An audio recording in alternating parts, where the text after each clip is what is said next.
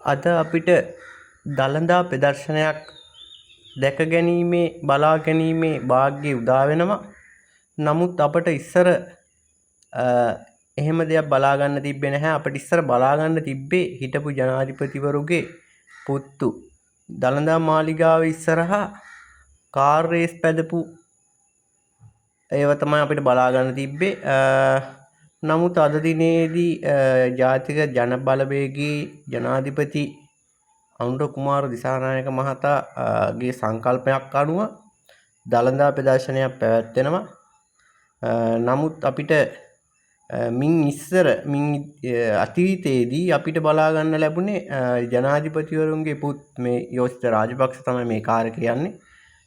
ඔවුන්ගේ වික්‍රමයන් තමයි අපිට බලා ගන්න පුළුවන් වුණේ.